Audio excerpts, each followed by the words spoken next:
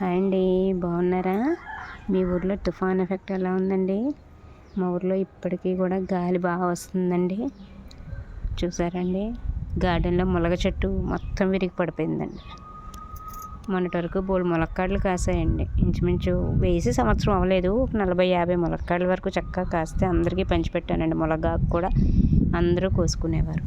అదిగోండి, అక్కడ ఉండేది చెట్టు మొత్తం కంప్లీట్గా విరిగిపోయిందండి.